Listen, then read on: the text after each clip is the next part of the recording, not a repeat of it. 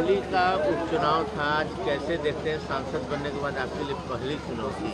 मेरे लिए कोई चुनौती नहीं है। कल लाइव मेरी विचारधारा मेरे परिवार और मेरी लाइफ से ऊपर है।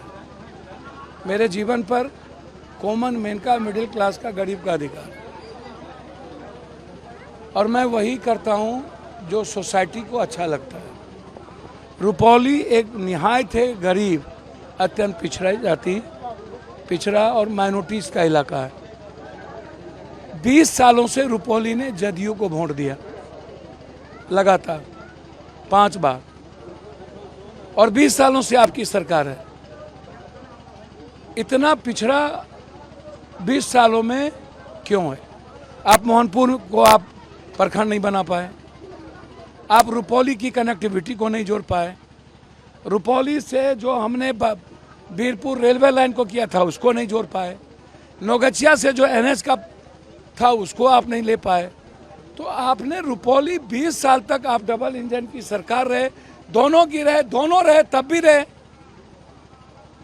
फिर रुपौली के समाज के लोग इतने अपेक्षित क्यों? इसीलिए मैं जितना मानता हूं, मैं इतना दावे के साथ कह सकता हूं कि हर परिस्थिति में मैंने स्पष्ट रूप से कहा था कि मेरे लिए व्यक्तिगत महत्वाकांक्षा और व्यक्तिगत राजनीति का कोई औचित्य नहीं है। मेरे लिए मेरी विचारधारा इंपॉर्टेंट है। बीमा जी आई थी, मेरी बेटी की तरह आई थी, और ना मुझे किसी ने कहा, मैंने कहा कि कांग्रेस की आइडियोलॉजी जहां खड़ी रहेगी पप्पू यादव वहां खड़ा रहेगा, सीधा। मेरा और किसी से लेना देना नहीं, कौन गठबंधन है, कौन क्या है, मैं कांग्रेस की आइडेंटिटी और आइडियोलॉजी की बात करता हूं। यही बात मैंने सदन में भी कही, और इसीलिए मेरा मानना है कि रुपौली की जनता ने जदयू को नकार दिया। बात कर लेते हैं, बिहार में चर्चा रहा है कि पुल गिर रहे हैं लगातार। सरकार बोल रही है कि पुराने पुल हैं इसलिए गिर जा रहे हैं, जांच होगी, कुछ लोग सस्पेंड भी किए गए।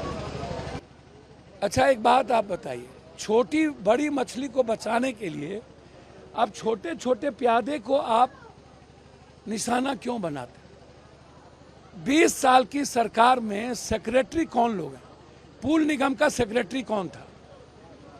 और जितने पदाधिकारी पटना में पोस्टेड हैं, क्या काबिलियत उसी में है कि आज तक उसकी पोस्टिंग कहीं बाहर होती ही नहीं है?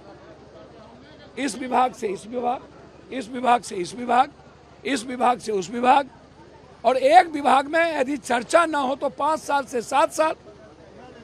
एक विभाग में एक सेक्रेटरी का पदस्थापना 7-7 साल तक, और जब कोई मुद्दा आवे तो उसके बाद आप उसको पटना में ही पोस्टिंग कर दें, और फिर एक मलादार विभाग से दूसरे मलादार विभाग में।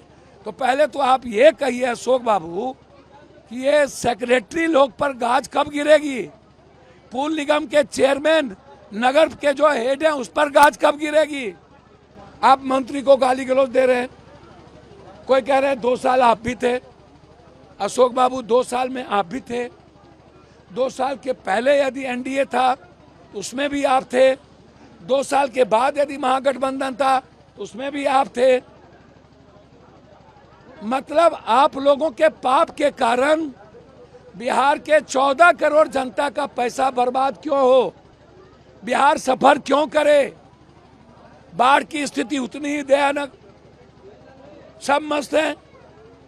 नरेंद्र भाई मोदी को छोड़कर रुपौली में सब आ गए, एक ठो बाकी रह गया था देश के पीएम को आने का। सीएम, डिप्टी सीएम, मंत्री, कैबिनेट मिनिस्टर, जितना मांझी, चिराग जी, ललन जी, बारे बाप। और आपने पूर्णिया के और किशनगंज, अररिया के बाढ़ पर चर्चा तक नहीं की। ये छोटी बात नहीं है। इसीलिए मैं बहुत क्लियर हूं कि पुल टूटने का सिलसिला, ये जब 60% आप पीसी लेंगे, 30-20 भी काम नहीं हो पाएगा। बालू और खनन विभाग और थाना को लूटने की इजाजत दे देंगे और पुल के नीचे से बालू जाएगा दुआई होगी, हर चीज में आप पैसा ढूंढेंगे तो पुल टूटेगा ना।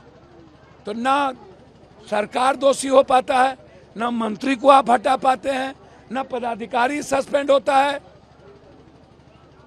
इसके पहले भी बड़ी बड़ी पुल टूटी, पटना में 3 पुल टूटे, आदमी मरे, गंगा में पुल टूटे। आपने ब्लैक लिस्टेड नहीं किया कंपनी को, क्यों नहीं किया? ये माफिया और अपराधी लोग कब तक? इन लोगों का नामो निशान मिटा देना चाहिए, चाहे जितना बड़ा ताकतवर आदमी हो। सर, एवरीवन एंड एवरीबॉडी, यदि वो लूट का कारण है कोई टेंडर, कोई माफिया, तो उसके साम्राज्य को मिटा देने की जरूरत है। आपने पार्लियामेंट में पहले दिन टी-शर्ट पहना था, री-नीट। हाँ, अच्छा, आप जो जा रहा है 2 दिन गया, अपने जात के भगवान का नाम, अपने जात के नेता का जिंदाबाद मुर्दाबाद, बाप का, दादा का, बेटा का, हर हर महादेव, जय श्री राम, जय फिलिस्तीन, जय हिंदू राष्ट्र। हम गए तो 60 बच्चे मर गए थे। हमने कहा कि हैशटैग रीनीट, जो बात सुप्रीम कोर्ट कह रहा है, जो बात पप्पू यादव ने कही, वही बात देश बोल रहा है। जो राहुल गांधी उठाए मुद्दा, जो पप्पू यादव ने सबसे पहले कहा, ना वहां कोई जात है, ना धर्म है, ना मजहब है, वहां मिडिल क्लास सभी बच्चों, सभी जीनियस बच्चों का सवाल है। 22 बच्चे तो कोटा में आत्महत्या कर लिए, उसमें 7 लड़की है। क्या करता पप्पू यादव? हैशटैग रीनीट की भी बात ना करे। और मैंने दूसरी बात कही, विशेष राज्य का दर्जा। तो ये आम आदमी की आवाज थी ना देश की, और आज आम आदमी के बच्चे का लाइफ का सवाल है ना। तो हम वहां जाकर के गणेश परिक्रमा करने नहीं लगे हैं। भगवान मेरी आस्था है, हम अपने भीतर रखेंगे। वो जो प्लेटफॉर्म है वो जनता और गरीब की आवाज के लिए है, वहां नाटक करने के लिए हम नहीं गए हैं, और नेताओं की चमचागिरी करने हम पैदा नहीं हुए हैं। इसीलिए हैशटैग रीनीट आज नीट्स है।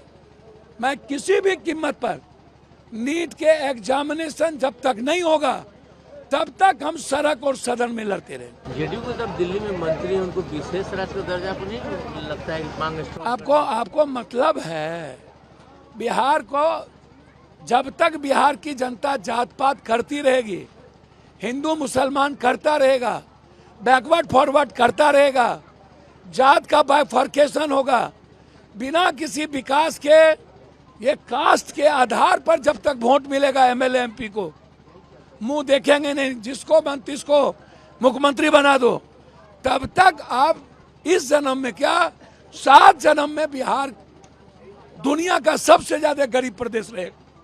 और वो तो बिहार का विशेष राज्य तो पॉलिटिकल एकमात्र सुगुफा है और जुमलाबाजी है। जब जब चुनाव आएगा तब तब नेता लोग विशेष राज्य के दर्जा, हम तो कहा कोसी सीमांचल को विशेष पैकेज दो, मक्का और मखान का मामला है, फूड प्रोसेसिंग का मामला है, सबसे ज्यादा दूध प्रोडक्शन का मामला है। बनमनखी में एक चीनी मिल थी, बंद हो गया, हमने कहा फूड प्रोसेसिंग यहाँ लगाइए। तो हमारे यहाँ तो सबसे ज्यादा न पलायन है हो, हमको तो सबसे ज्यादा न विशेष पैकेज चाहिए। संजय झा कहते थे कि हम हाई डैम की बात कर रहे हैं, तो अब तो आ गए, अब तो सरकार भी आपकी है, हाई डैम बना दीजिए। अब तो किसी से पैच सुधार मांगने की जरूरत नहीं है। और हम तो कहेंगे नीतीश जी से, आप जो अलग बगल पैर पकड़ रहे, इससे बढ़िया नरेंद्र मोदी जी का भी पैर छूने गए थे, तो आप धर लीजिए, हमको मंत्रिमंडल नहीं चाहिए, आप बिहार का विशेष राज्य दे दो, आप रिजाइन कर दीजिए मंत्रिमंडल से।